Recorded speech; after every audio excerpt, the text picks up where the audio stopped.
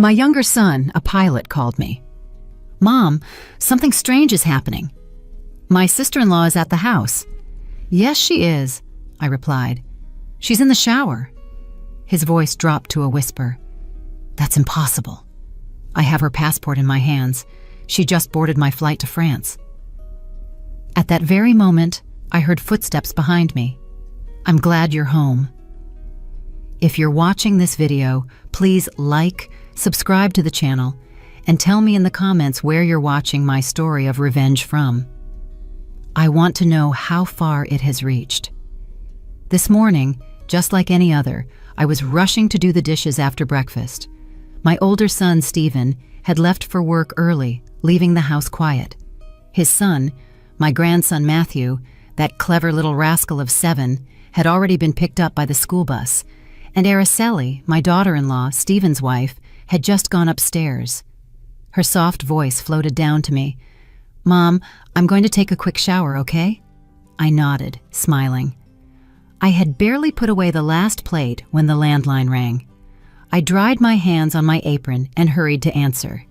The cheerful, youthful voice of my younger son, Ivan, filled the line. "Mom, I just wanted to say hi. I had some free time during a layover at the airport." Hearing his voice felt like a warm hug. Ivan is my pride and joy, a young co-pilot who's always on the move, living out the childhood dream he had of conquering the skies. I smiled and asked him a few questions about his flight, about how he was doing. He laughed heartily and said everything was great, that work was going smoothly, but suddenly his tone changed, as if he was hesitant to say something. "Hey, Mom, something really weird happened." "My sister-in-law is at the house?" I was puzzled. I looked toward the stairs, where I could still hear the water running in the bathroom. "Of course she is, honey. Araceli is upstairs taking a shower," I replied, completely certain. Araceli had talked to me less than 10 minutes ago, and she was wearing that white blouse she always wore around the house. How could I be wrong? But on the other end of the line, Ivan was silent for a long while, so long that I could hear his breathing. Then his voice became very serious, full of amazement. "Mom, that's impossible because I have her passport right here in my hand. She just got on my flight headed for France." I laughed, thinking he must have been mistaken. "Oh, honey, you must have seen wrong. I just saw Araceli. She even told me she was going to take a shower." I tried to explain calmly to reassure him, but he didn't laugh.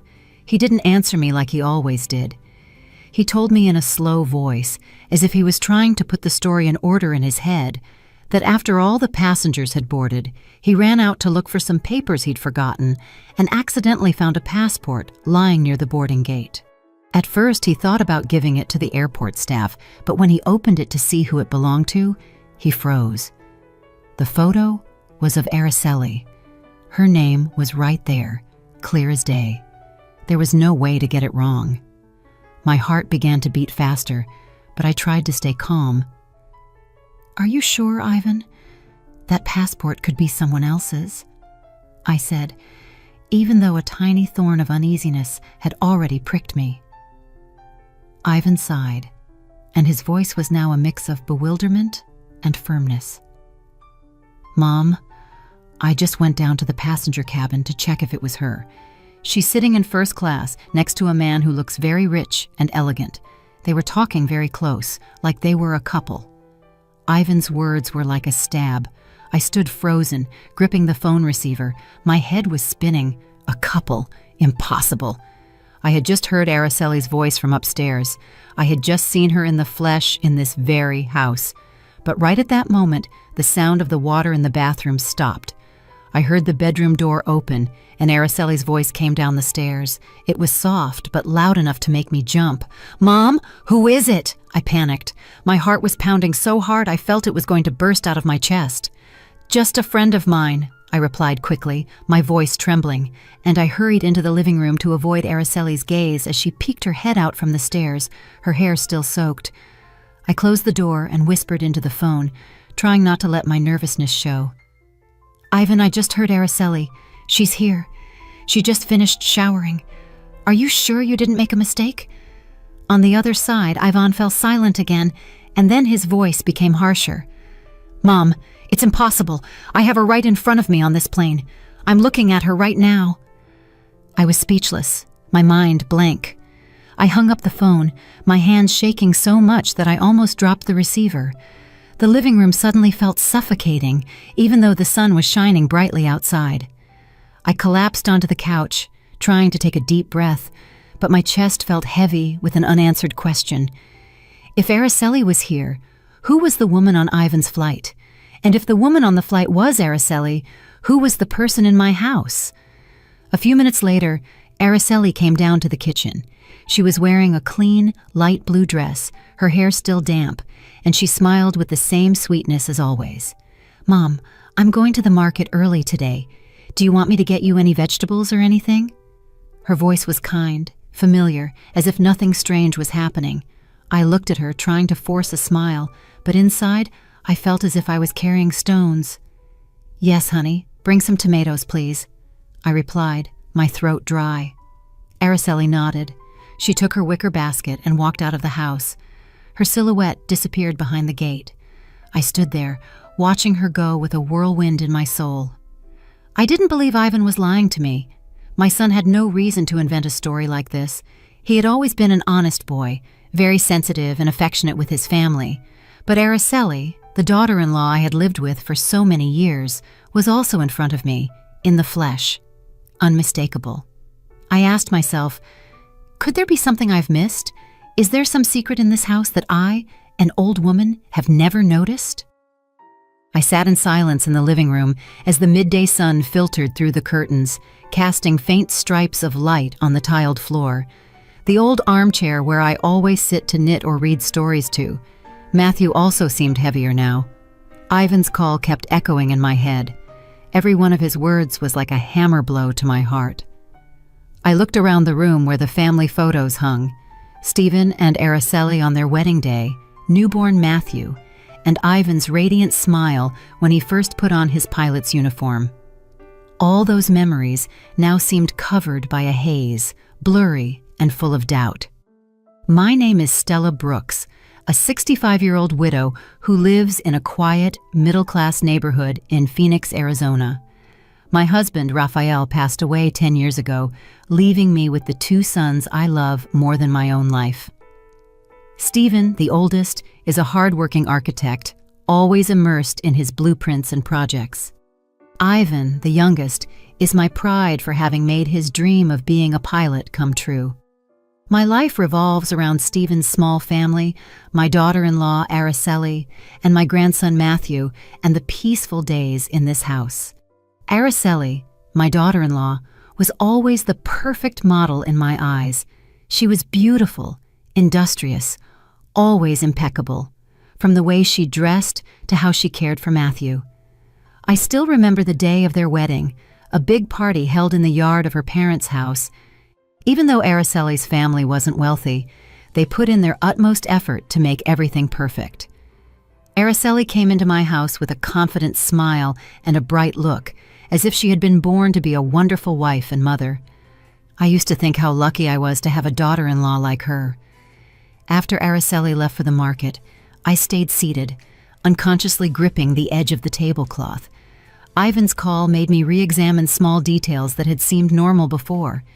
There were days when Araceli would leave the house saying she was going to the market or to see a friend, but when she returned, she seemed like a different person. One day she was all sweetness, hugging Matthew and singing to him to put him to sleep, but on other days she was in a bad mood and would yell at me just because I forgot to put the salt shaker back in its place. I used to think they were just the mood swings of a young woman, but now I wasn't so sure. My heart was tied in a knot, as if someone was messing with all the memories I had cherished for so long. I remember once, a few months ago, Araceli took a pen to write the grocery list with her right hand. Her handwriting was very straight and neat, but the next day I saw her using her left hand, and she was writing with more scrawls, as if she wasn't used to it.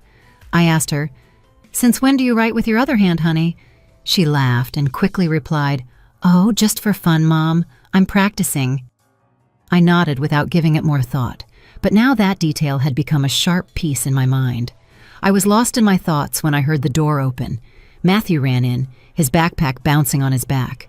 He hugged me tightly, saying in his little chirping voice, "Grandma, the teacher complimented me today because I drew so well."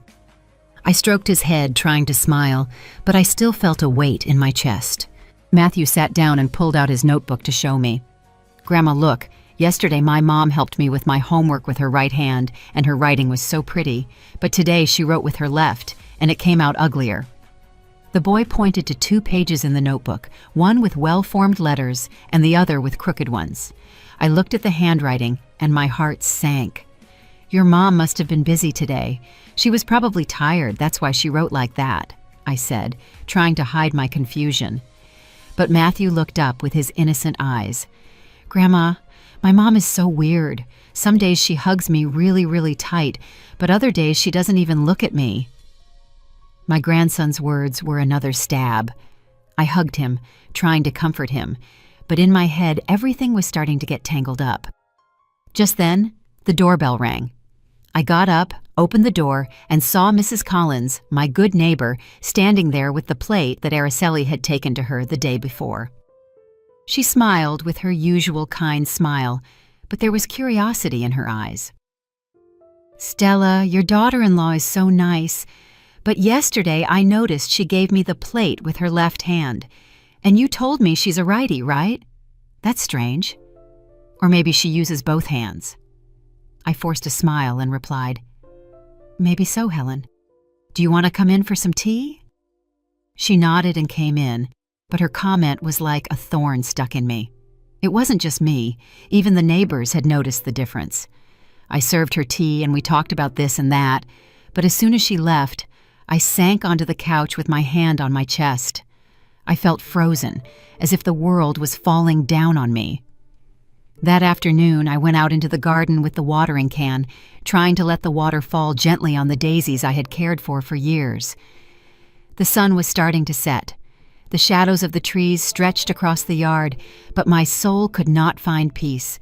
The words of Matthew, of Mrs. Collins, and Ivan's firm voice on the phone kept circling in my head like pebbles thrown into a calm lake, creating ripples that wouldn't stop. I was watering the plants, but my mind wasn't there. I asked myself, am I too old now to notice the strange things happening in my own house? Or have I been turning a blind eye on purpose, wanting to believe in the happy family I always dreamed of? Araceli returned from the market carrying her wicker basket, but what caught my attention was that she was holding it with her left hand. I remembered perfectly that Araceli always used her right hand, from how she held the knife to chop vegetables to how she combed Matthew's hair. I stood there, watching her put the basket on the kitchen table, and I asked her in a low voice, "What did you buy, Araceli?" My voice tried to sound natural, but inside a wave of suspicion was growing.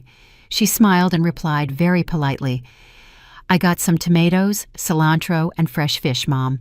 I'm going to make the roasted fish you like so much tonight. Does that sound good?" Her voice was soft, as always, but I couldn't help but notice her hands. The left one? No, the right one. I nodded and turned away, pretending to clean the table, but my heart was pounding hard. Was I imagining things, or were these small details trying to tell me something? At dinner time, the whole family gathered at the table. Stephen was tired after a long day at work, but he still smiled at Matthew and asked him how school had been. Araceli ate slowly, delicately, and even turned to Stephen to remind him, "Honey, the parent-teacher conference is next week, so be sure to take the day off." I looked at her, trying to find the daughter-in-law I was so proud of, but in my head, Ivan's voice kept echoing, "She's sitting in first class next to a man." I bit my lip, trying to swallow the anguish, but it felt like a stone stuck in my throat. Just 3 days later, everything was different. Matthew dropped a glass of water during dinner, and the water splashed all over the tablecloth. I quickly grabbed a rag to clean it, laughing, "It's okay, honey, just be more careful." But Araceli, sitting across from him, suddenly frowned and said in a sharp voice, "Matthew, why are you so clumsy? Be more careful." I was stunned, looking at Stephen. He also frowned and said in a low voice, "Araceli, it was an accident. That's all." She turned with a spark of anger in her eyes. You always defend him, and I end up looking like the bad guy in the house." The atmosphere at the table became heavy. Matthew lowered his head, his eyes full of tears. I hugged him, feeling a deep pain. Only a few days ago, Araceli had lovingly reminded him about school, and now she seemed like a completely different person. I sat next to her, watching in silence, trying to put the pieces together in my head. Today she was irritable. The other day she was so sweet.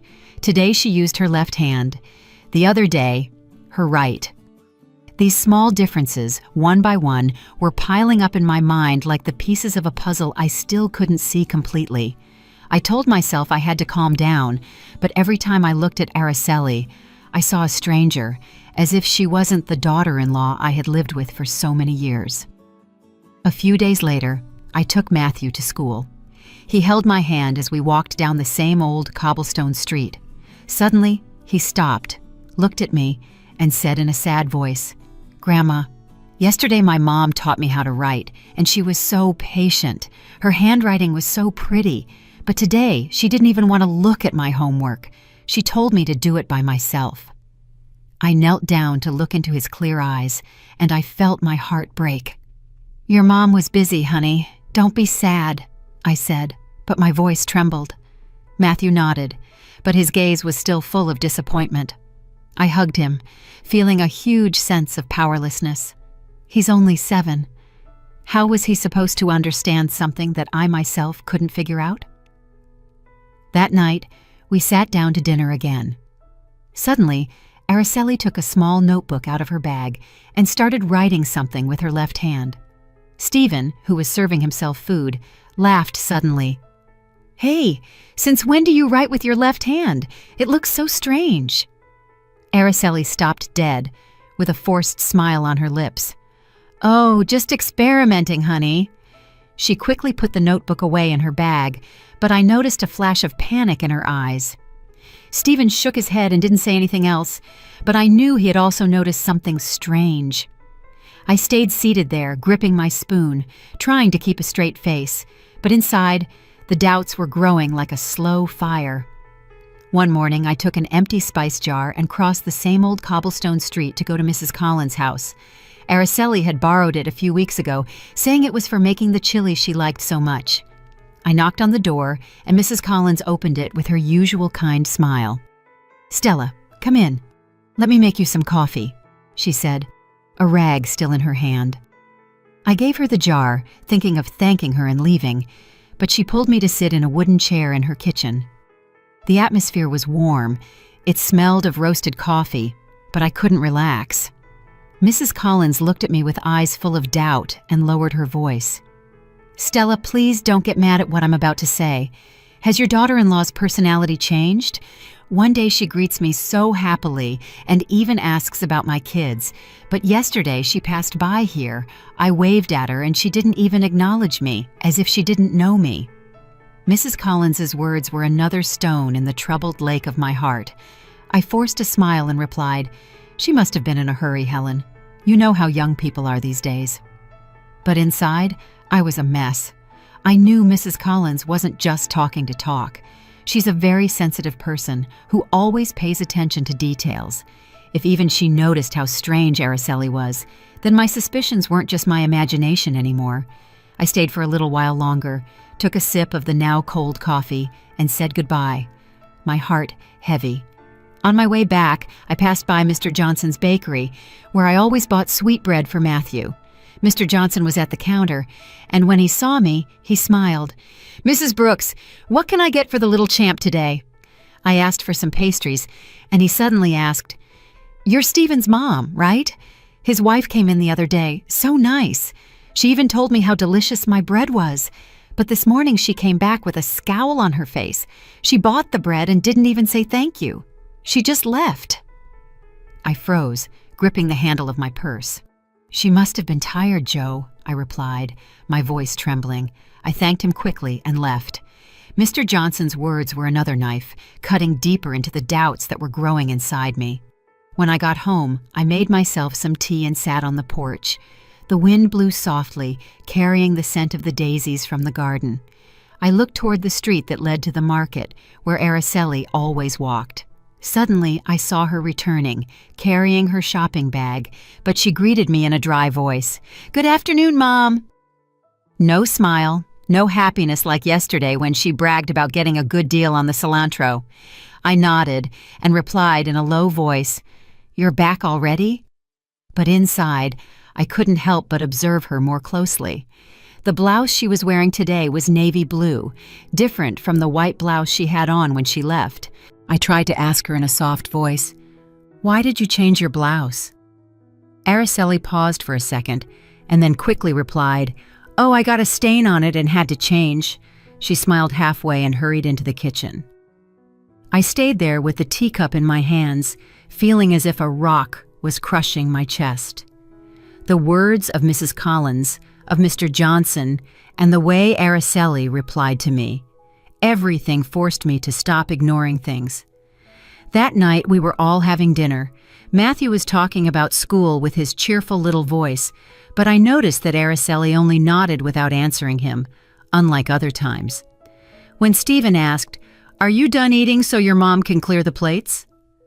Matthew suddenly turned to me and said innocently, "Grandma, oh, my mom didn't sing to me to sleep. But yesterday she did sing that song, Cielito Lindo. You always sing to me, and it sounded so beautiful." I looked at Araceli, who was serving herself food without reacting, but Matthew's words were like a needle in my heart. That lullaby, that Cielito Lindo that I used to sing to Stephen and Yvonne, only Araceli and I knew it in this house. So why did she sing it yesterday and not today? Why did she change so quickly? I got up to clear the plates, but my mind was no longer there. I remembered the times Araceli would leave the house saying she was going to see a friend, but would return with a strange look. One day she brought a bouquet of fresh flowers, saying a friend had given them to her. But another day she got angry when I asked her, "Where did you go today that you got home so late?" I used to think these were unimportant things, but now they seemed like the pieces of a much bigger secret. I didn't want to believe that Araceli was hiding something from me, but every word, every gesture of hers made me doubt.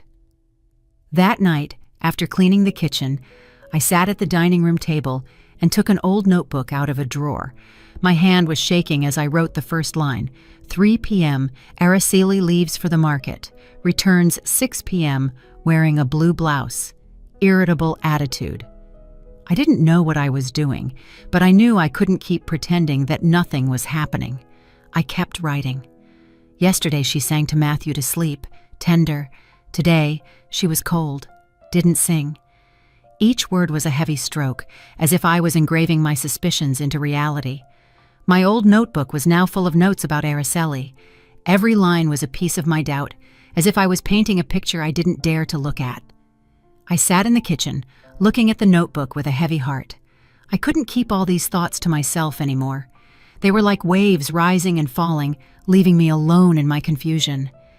I needed someone to talk to, someone who would understand me, who wouldn't judge me, who wouldn't jump to conclusions. I immediately thought of Carol, my best friend, who has been with me since we were young, when we used to sit and knit under a tree and tell each other our lives. I picked up the phone, my voice trembling. "Carol, are you free this afternoon? Let's go to the coffee shop on the corner. I need to talk." Carol accepted instantly, her voice as warm as ever. "Stella, I knew something was wrong. Wait for me. I'm on my way." I felt a little relief, but the worry was still weighing me down. I put on my old shawl and left the house for the small coffee shop on the corner, where Carol and I had shared so many joys and sorrows. The place was the same, with its dark wooden tables and that delicious smell of freshly roasted coffee. I chose a table in a corner where the light was dim so no one would hear our conversation. I sat there, hugging the hot coffee cup, but with my soul cold. I wondered how I was going to tell her about all these suspicions. How was I going to dare to admit that I was doubting my own daughter-in-law? Carol arrived wearing a light sweater and carrying a bag of fresh vegetables. She sat down and looked me straight in the eyes with that sharp but affectionate gaze. "Stella, just looking at your face, I know something big is wrong. Come on, let it out. What's got you so worried?" I took a deep breath, trying not to let my voice break, but every word got stuck in my throat. I told her everything in a summary. Ivan's call from the airport, Araceli's passport, the woman identical to her on the plane, and all the small details I had written down, from how she changed hands to right to her mood, changing from day to night. I took the notebook out of my bag and handed it to her. Look, I wrote it all down here. I don't know if I'm imagining it, but I can't be a fool anymore. Carol flipped through the pages with a frown. She read my shaky handwriting slowly. "You've noticed everything, Stella," she said in a serious voice. "Every time she leaves and comes back, it's like she's another person. What do you think it is?" I shook my head, gripping the coffee cup. "I don't know, Carol. I just know I'm scared. Scared that Araceli is hiding something. Scared that my family will break apart if I dig any deeper. But I can't stop. I have to know the truth. For Stephen. For Matthew." Carol put her cup on the table and looked at me with determination. "You can't fool a woman easily, Stella. What does your gut tell you? I'm sure there's something shady going on here. You have to get to the bottom of this." I hesitated, and my voice became a whisper. "But what if I'm misjudging her? What if I hurt Stephen?" Carol interrupted me firmly. "Trust your gut. If you don't find out the truth, you'll always live with the doubt, and you won't be able to protect Matthew or Stephen." Just then, Mrs. Jenkins, the lady who sells vegetables at the market and whom I know, came into the coffee shop. She recognized me and smiled. "Mrs. Brooks, what a coincidence. Last week I saw your daughter-in-law at the market. She was so kind. She even bought an extra bunch of cilantro to cook with. But this morning, she came by again looking so serious. She didn't even say hello. She bought her vegetables and left. Is something wrong with your daughter-in-law?" I forced a smile and replied, "She must be tired, Marie." But inside, I felt like I was drowning. Another person who noticed how strange Araceli was. I thanked Mrs. Jenkins, watched her leave, and turned back to Carol, panic reflected in my eyes. Carol took my hand and her voice softened. "See, Stella, it's not just you. Even the neighbors notice. Don't lie to yourself anymore. Keep writing everything down, and if you have to, you're going to have to follow her, not to hurt her, but to protect your family." I nodded, but my heart sank. I knew Carol was right, but the idea of following my own daughter-in-law made me feel as if I was betraying my family. I had spent my whole life taking care of this home, and now I had to do something I never imagined: investigate one of my own. That afternoon, I returned home, my head still a mess. Araceli left the house carrying her familiar red basket. "Mom, I'm going to the market for a bit," she said in a soft voice. I nodded, but as soon as she disappeared behind the gate, I opened my notebook and wrote, 3 p.m. Araceli leaves for the market, carrying a red basket, normal attitude. I stayed there, watching the clock, counting every minute. At 6, Araceli returned. But the basket she was holding in her hand was now blue. I was surprised and asked her, "Did you switch baskets?" She smiled and quickly replied, "Yes, the other one broke, and a friend lent me this one."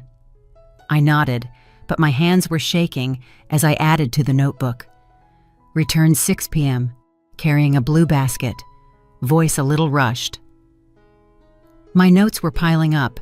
Each line was one step closer to the truth, but also one step away from the image of the old mother who only knows how to love and trust. On the weekend, Stephen left for overtime work early, and Matthew was at a school activity, leaving the house quiet, just for Araceli and me. I was cleaning the dining room table, trying to keep myself busy to ward off the doubts that were eating at me. But then Araceli came down from her room in a pale yellow floral dress, looking as fresh as she did in her first days of marriage. "Mom, I'm going to the market for a bit," she said in a soft voice. She took her usual wicker basket and left. I nodded, smiling, but inside a voice insisted, "Follow her, Stella. Go find the truth." I didn't think twice.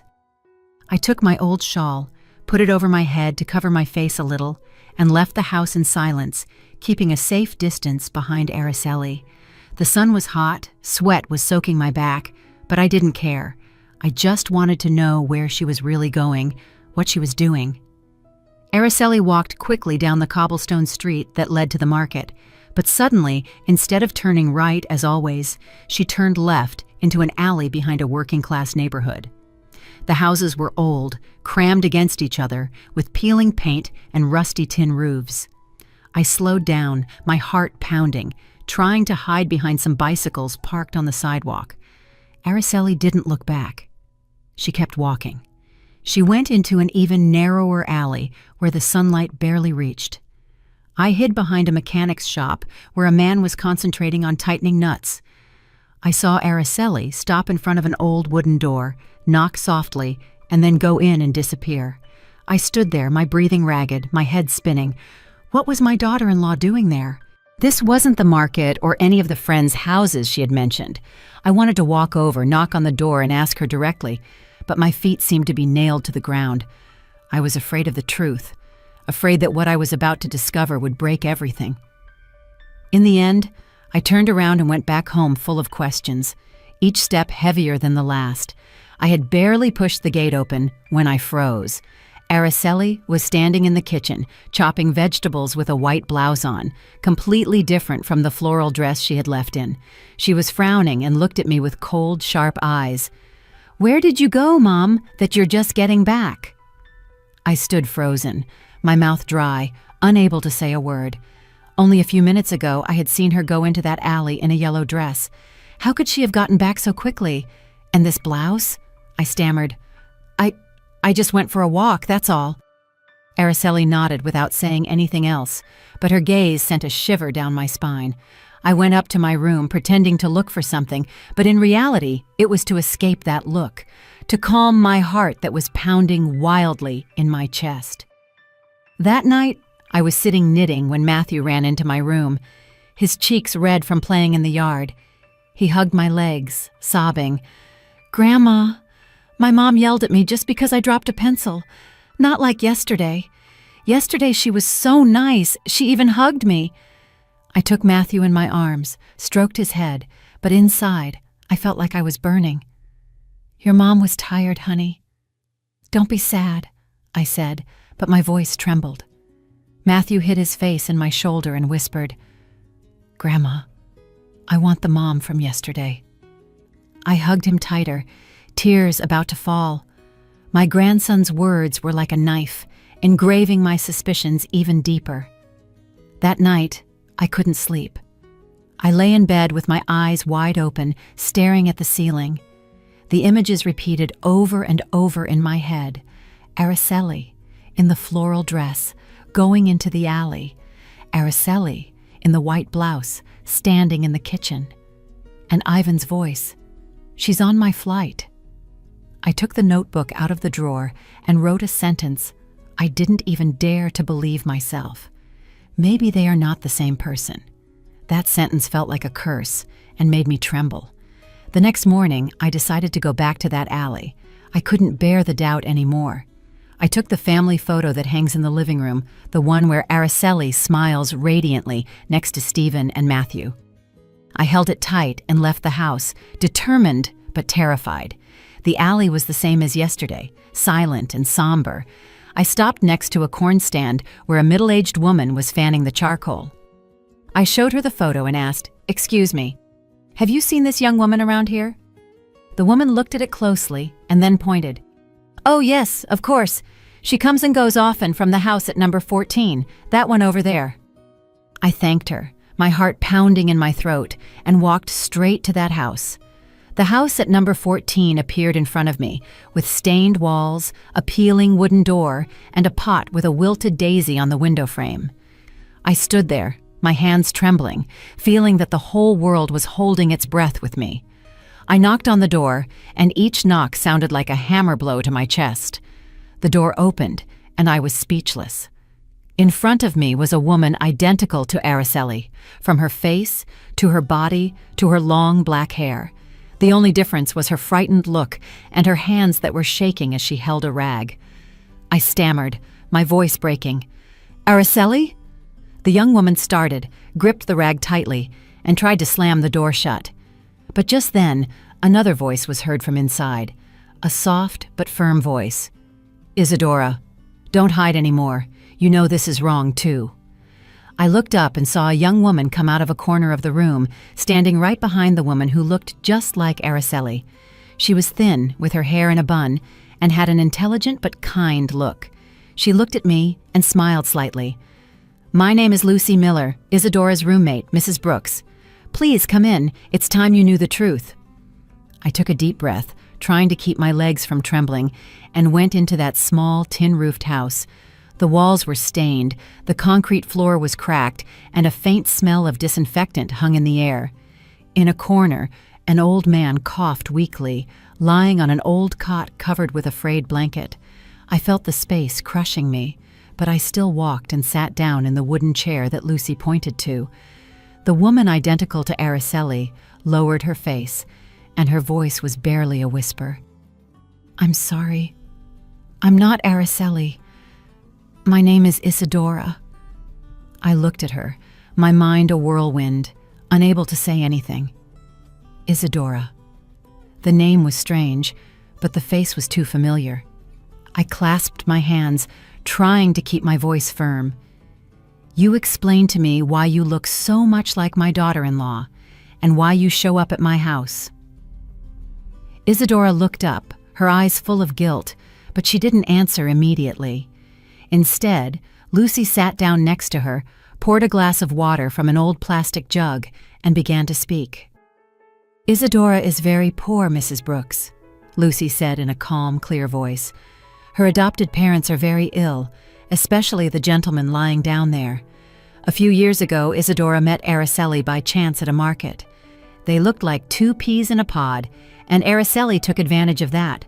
She proposed that Isadora pretend to be her, that she replace her for a few hours whenever she needed to.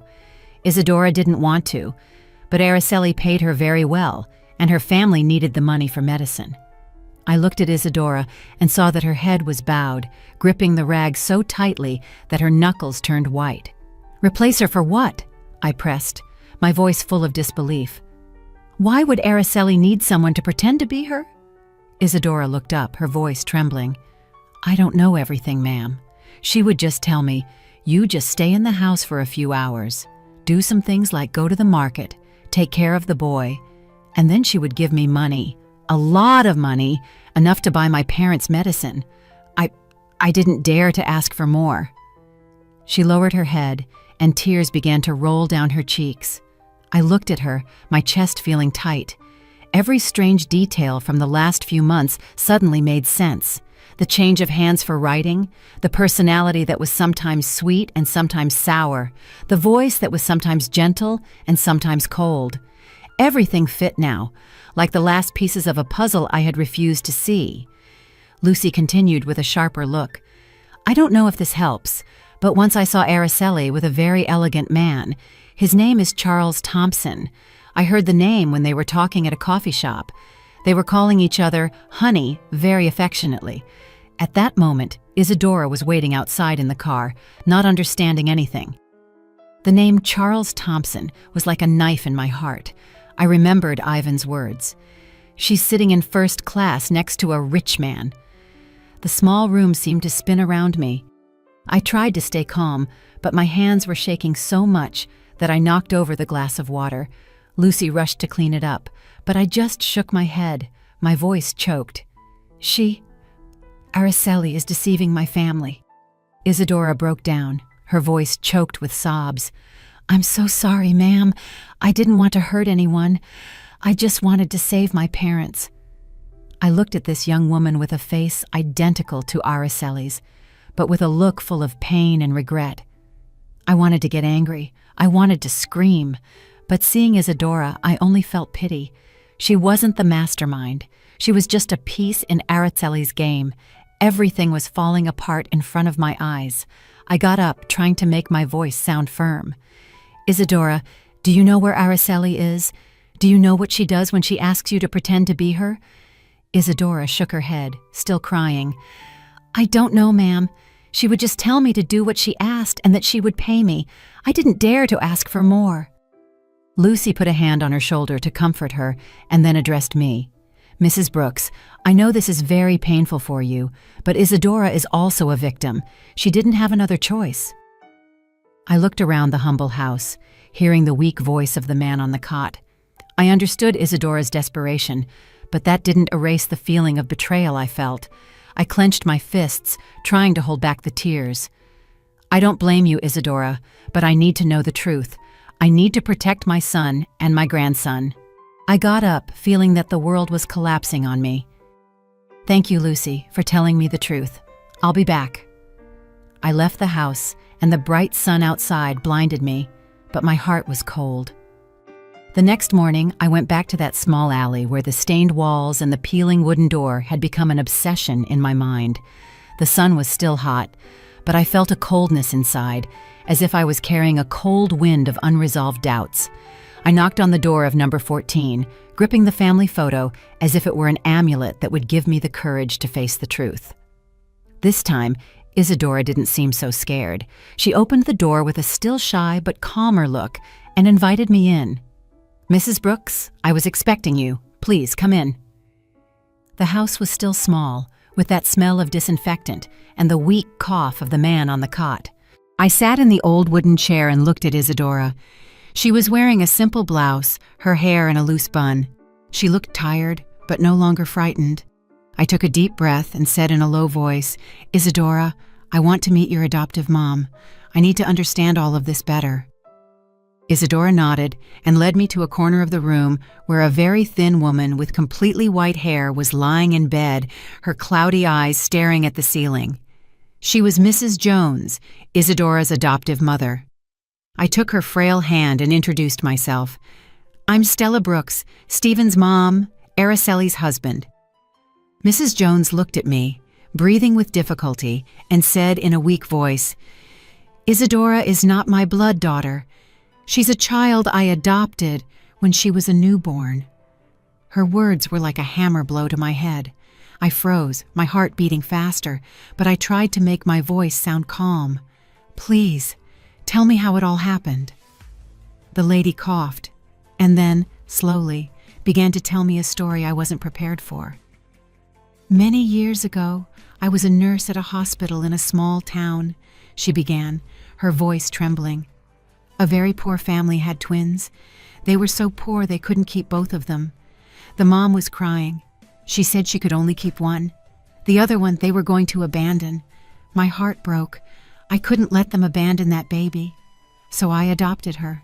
That's Isadora. She stopped for a long cough and then looked at Isadora with immense love. I raised her as if she were my own, but I know she has always wanted to find her real parents. I have nothing to give her but my love, and this house. I sat there, gripping the edge of the chair, my head spinning. Do you know who Isadora's biological parents are? I asked, my voice trembling. Mrs. Jones shook her head. I only know they were a poor family from a nearby town. I didn't ask much. I just wanted to save the child. I looked at Isadora and saw her with her face bowed, tears rolling down. Mrs. Brooks, I don't know anything about my biological parents, she said, her voice choked. But when I met Araceli, I thought maybe she knew something. She looks so much like me, but she never told me anything about that. I felt a lack of air. I asked Mrs. Jones to let me see her old papers, hoping to find a clue. She pointed to an old wooden dresser. Isadora took out a yellowish paper envelope and gave it to me. Inside, there was a copy of some hospital papers with Isadora's date of birth. I read them quickly and felt my heart stop. Isadora's date of birth was exactly the same as Araceli's, the one I had seen on her papers when she married Stephen. I gripped the documents with trembling hands and looked at Isadora. You and Araceli could be twin sisters, I said, my voice lost. Isadora broke down crying, covering her face. So Araceli is my sister? Why didn't she tell me anything? Why did she make me do all that? I looked at her, my heart shattered. I remembered the days when Araceli came to my house, radiant and confident, as if she had been born to be the perfect wife and mother. I had loved her. I had believed she would give Stephen happiness, but now I knew that she had not only deceived my family, but she had also taken advantage of her own sister, using her as a double to hide secrets I didn't even dare to imagine. I stood up, put my hand on Isadora's shoulder, and my voice, though firm, could not hide the pain. Isadora, from today on, I won't let anyone else take advantage of you. I'm going to help your parents with their illness, but in return, you have to cooperate with me. I need to bring this truth to light, for Stephen, for Matthew. Isadora nodded, still crying. I will help you. I don't want to live in this lie anymore. I looked at her and saw sincerity in her eyes, and for the first time, I felt a ray of hope in the middle of the storm. I left the house and walked through the alley, my soul in turmoil. I passed by the bustling market where people were shopping and laughing, but in my mind, Mrs. Jones's words echoed like bells. 2 twins, one abandoned, the other raised, and now their destinies had crossed in my own family. I returned home, my soul a mess, like a field after a storm. The truth about Araceli and Isadora, the secret of the twins, was a rock crushing my chest. I was at a crossroads for which I was not prepared, to confront my daughter-in-law, the woman who had deceived us all, and to reveal the truth to Stephen and Matthew. That night I called Ivan. My voice was firm, though my heart was trembling. Ivan, you have to come home tomorrow night. There are some things I need you to clarify. Ivan was surprised. I could hear the worry in his voice. Mom, did something serious happen? I said bluntly, you just come, honey. I need you, and if you can, bring Araceli's electronic passport. He didn't ask any more questions. He just said, yes, Mom, I'll be there. I hung up and sat down, feeling that the whole world was crashing down on me. I knew that tomorrow night would be one that no one in this family would ever forget.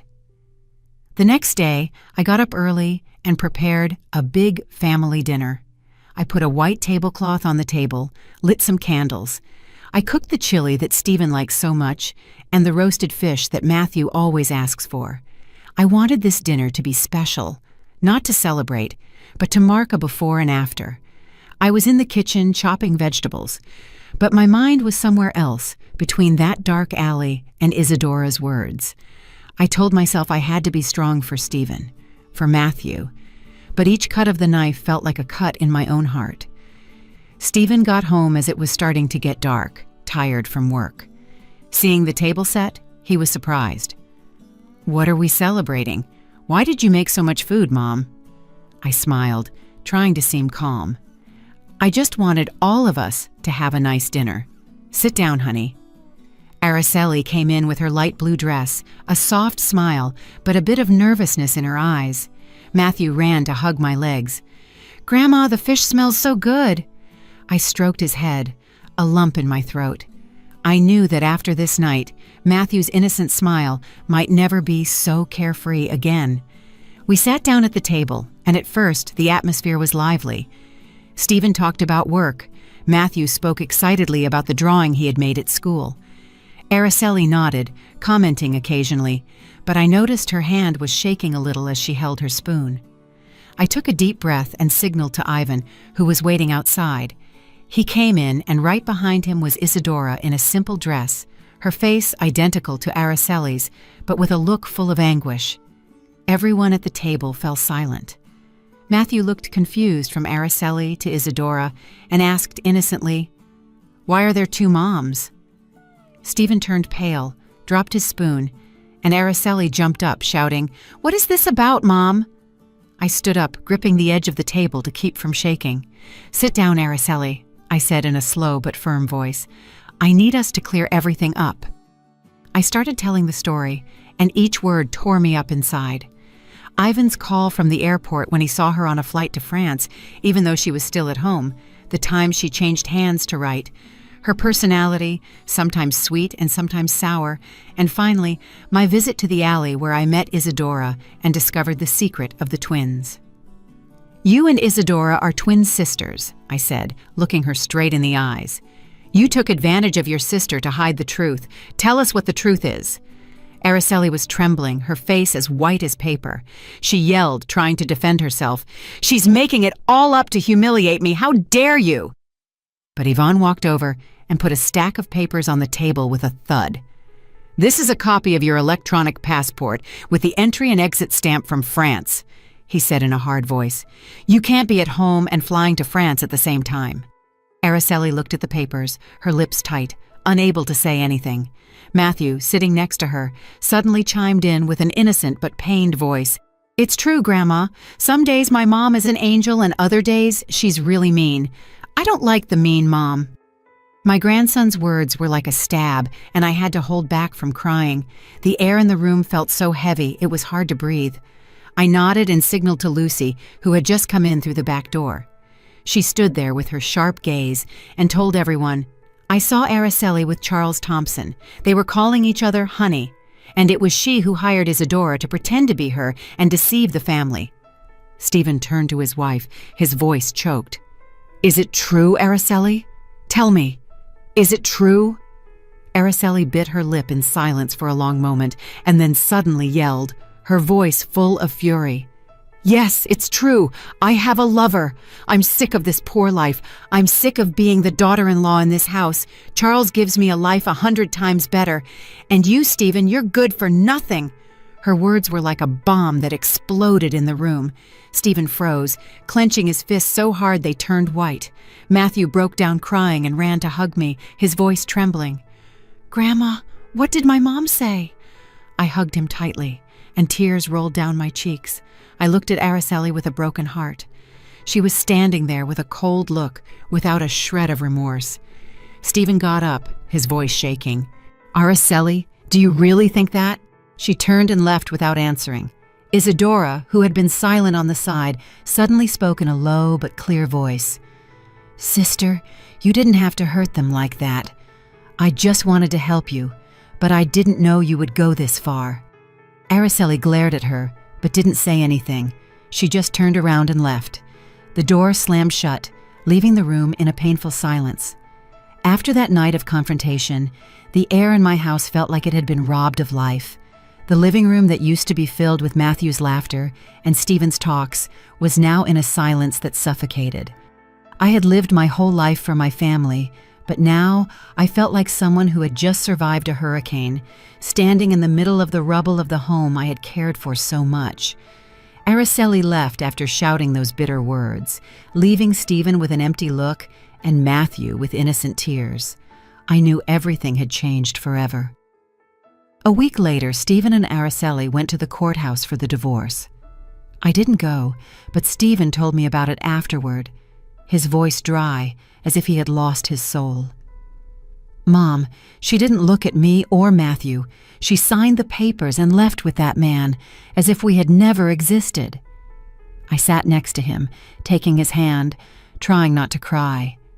Araceli didn't ask for custody of Matthew, as if the boy had just been part of a play she had gotten tired of. My heart ached, not only for Stephen, but for Matthew, a 7-year-old boy who didn't deserve to be abandoned like that. "Don't worry, honey," I said, my voice trembling.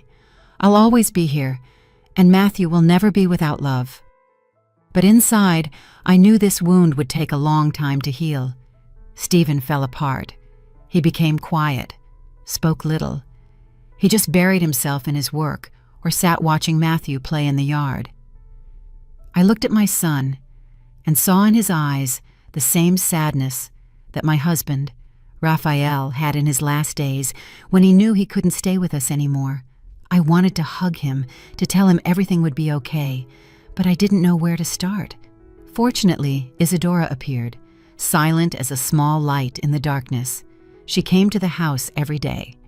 She brought containers of warm food, sat down to play with Matthew, and wiped away his tears when he asked, "Auntie, where did my mom really go?"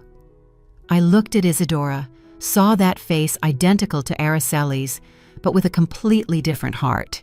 She was sweet, patient, and always found a way to make Matthew laugh. One afternoon, I saw Matthew run to hug Isadora with his cheerful little voice. "Mom, Isadora, teach me how to draw a little bird." I was surprised, my heart tight. The boy was calling her mom with a carefree smile I hadn't seen in a long time. Isadora laughed and stroked his head. "Of course, my love, but you have to draw it very pretty so I can see it." I stood there, tears rolling down my cheeks. Matthew's innocent words were like medicine that soothed my pain. I knew that Isadora had not only replaced Araceli during those days of deception, but was becoming a part of our family with her own sincere heart. One night, while I was cleaning the kitchen, Stephen called me to the living room. He was standing there, holding a small ring with trembling hands. His look was a mix of nerves and determination. Isadora was by his side, her face flushed and her eyes shining. Stephen knelt, and his voice broke. "Isadora, I don't want to waste any more time. You brought light back to me and Matthew. Would you accept to be my wife and Matthew's mom?" Isadora broke down crying, looking at me as if seeking my approval. I walked over, took her hand, and nodded gently. "You deserve it, honey. You've been part of this family for a long time." She hugged me. Her tears soaked my shoulder, and I knew that was the moment my family was beginning to heal. Stephen and Isadora's wedding was soon after, something small but full of love. I was in the yard, looking at the red roses tied to the fence, listening to Matthew's laughter as he wore his little suit, being his dad's tiny best man. Ivan flew back from a work trip and stood next to his brother with a smile as radiant as the day he first put on his pilot's uniform. I sat in the front row, tears rolling down my cheeks. They weren't tears of loss, but of happiness. I looked at Isadora in her simple wedding dress, holding Stephen's hand, and I knew that my family had found a sincere heart. After losing a fraud, life after that went back to normal. Isadora maintained her simple life, taking care of Stephen and Matthew with all her love. She cooked warm meals, sang to Matthew to sleep with the same Cielito Lindo that I used to sing to my sons. Every night she sat next to Stephen, listening to him talk about his blueprints and projects with a look full of pride. Matthew no longer asked about his other mom. He just snuggled with Isadora, calling her mom with a radiant smile. I looked at my family and saw how the wounds were slowly closing. One late night, I sat on the porch. The wind blew softly in the garden. Matthew's laughter could be heard from inside, mixed with Isadora's sweet voice. I peeked in and saw Stephen concentrating on his work while Isadora prepared a cup of tea for him, placing it beside him and giving him a soft kiss on his forehead. I smiled, feeling my heart finally at peace. I thought about the long road I had traveled from the first doubts, from Ivan's call to that dark alley where I discovered the truth. The truth had been cruel, but as my husband Raphael used to say, "The truth will set you free, Stella." And so it was. The truth set us free. It brought us Isadora and gave us a new beginning, much brighter and happier. The story you have just heard has been changed in names and places to protect the identity of the people involved. We are not telling this to judge, but with the hope that someone will listen and stop to reflect on how many mothers are suffering in silence inside their own homes. I truly wonder, if you were in my place, what would you do? Would you choose to be quiet to maintain peace, or would you dare to face everything to reclaim your voice? I want to know your opinion, because every story is like a candle that can light the way for someone else. God always blesses, and I am convinced that courage leads us to better days. Meanwhile, on the final screen, I am leaving you with two of the channel's most beloved stories. I am sure they will surprise you. Thank you for staying with me until this moment. Trước khi khép lại câu chuyện này, mình muốn bạn ở lại với mình thêm một chút, như một cuộc trò chuyện thực sự, không vội vàng, không kịch bản. Đôi khi mình nghĩ điều đặc biệt nhất của những câu chuyện như thế này không phải là cao trào, không phải là cái kết, mà là những cảm xúc còn đọng lại sau khi mọi thứ đã kết thúc. Bạn có bao giờ xem xong một câu chuyện rồi tự nhiên im lặng vài giây không? Không phải vì không có gì để nói, mà là vì có quá nhiều thứ đang chạy trong đầu. Mình thì có. Và mỗi lần như vậy mình lại tự hỏi, ngoài kia có bao nhiêu câu chuyện giống như thế này mà chúng ta chưa từng được nghe. Bao nhiêu con người đã trải qua những điều khó khăn như vậy nhưng không có ai kể lại. Bao nhiêu người phụ nữ đã phải mạnh mẽ trong im lặng mà không ai thực sự nhìn thấy. Đó là điều khiến mình luôn suy nghĩ rất nhiều sau mỗi video. Bởi vì sự mạnh mẽ không phải lúc nào cũng ồn ào, nó không phải lúc nào cũng là những khoảnh khắc đứng trên sân khấu hay những chiến thắng rõ ràng để mọi người vỗ tay. Đôi khi sự mạnh mẽ chỉ đơn giản là thức dậy vào mỗi buổi sáng khi bạn không còn chút năng lượng nào, tiếp tục cố gắng khi mọi thứ dường như đang chống đối lại bạn, mỉm cười dù bên trong bạn đang rất mệt mỏi. Và điều đặc biệt là rất nhiều người phụ nữ ngoài kia đang làm điều đó mỗi ngày. Không ai biết, không ai hỏi, nhưng họ vẫn tiếp tục. Những nhân vật trong câu chuyện bạn vừa xem có thể là hư cấu, nhưng cảm xúc của họ thì không hề hư cấu. Nỗi đau là sự thật, sự tổn thương là thật, và cả sự kiên cường cũng là thật. Đó là lý do tại sao mình luôn muốn kể những câu chuyện như thế này. Không phải để làm mọi thứ trở nên buồn hơn, mà để chúng ta có thể hiểu hơn, hiểu rằng đằng sau mỗi con người là cả một hành trình mà chúng ta không thể nhìn thấy. Hiểu rằng đôi khi sự im lặng của một người không phải là họ yếu đuối, mà là họ đã phải chịu đựng quá nhiều.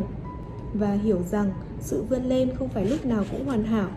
Có những lần họ sẽ gục ngã, có những lúc họ sẽ nghi ngờ chính mình, có những khoảnh khắc họ muốn từ bỏ tất cả. Nhưng rồi họ vẫn đứng dậy, không phải vì họ không sợ, mà là vì họ không còn lựa chọn nào khác ngoài việc phải tiếp tục. Và mình nghĩ đó mới là định nghĩa thực sự của sức mạnh. Không phải là không bao giờ yếu đuối, mà là vẫn bước tiếp, ngay cả khi bạn đang yếu đuối nhất. Có thể khi nghe đến đây, bạn sẽ thấy câu chuyện này không chỉ là về một nhân vật nữa, mà là về rất nhiều con người. Có thể là một người bạn của bạn, một người thân trong gia đình, hoặc thậm chí là chính bạn. Và nếu bạn từng trải qua những cảm xúc tương tự, thì mình muốn bạn biết một điều: bạn không hề đơn độc. Có thể câu chuyện của bạn chưa được kể, có thể không ai thực sự hiểu hết những gì bạn đã đi qua, nhưng điều đó không làm cho những gì bạn trải qua trở nên ít quan trọng hơn. Ngược lại, nó càng cho thấy bạn đã mạnh mẽ như thế nào để đi đến đây. Và đó cũng là lý do mình luôn hy vọng khi bạn xem được những video này, bạn không chỉ xem để giải trí, mà bạn sẽ cảm nhận, bạn sẽ dừng lại một chút để nghĩ, để nhìn mọi thứ chậm lại, để hiểu hơn về con người và về chính mình. Bởi vì đôi khi một câu chuyện có thể không thay đổi cả thế giới, nhưng nó có thể thay đổi cách bạn nhìn nhận về thế giới. Và như thế đã là rất đủ rồi. Nếu bạn đã đi cùng mình đến tận đây, thật sự mình rất trân trọng điều đó. Không phải ai cũng có đủ kiên nhẫn để lắng nghe đến tận giây phút cuối cùng. Và việc bạn vẫn ở đây có nghĩa là câu chuyện này đã chạm đến bạn, dù chỉ một chút. Nếu bạn muốn, bạn có thể tiếp tục đồng hành cùng mình trong những video tiếp theo. Vẫn sẽ là những câu chuyện như thế này. Những câu chuyện có thể sẽ khiến bạn suy nghĩ nhiều hơn, có thể khiến bạn cảm thấy nặng lòng, nhưng cũng có thể mang lại cho bạn một góc nhìn khác. Và trước khi kết thúc, mình chỉ muốn nói một điều thôi. Đôi khi cuộc sống sẽ không công bằng, đôi khi mọi thứ sẽ xảy ra theo cách mà bạn không thể kiểm soát. Nhưng điều bạn luôn có thể kiểm soát là việc bạn chọn đứng dậy như thế nào sau tất cả. Dù chậm cũng được, dù mệt cũng được, chỉ cần bạn vẫn bước tiếp thì bạn đã mạnh mẽ hơn bạn nghĩ rất nhiều rồi. Cảm ơn vì các bạn đã ở đây, đã lắng nghe và đã cùng mình đi qua những câu chuyện này. Hẹn gặp lại các bạn trong những câu chuyện tiếp theo. Bye!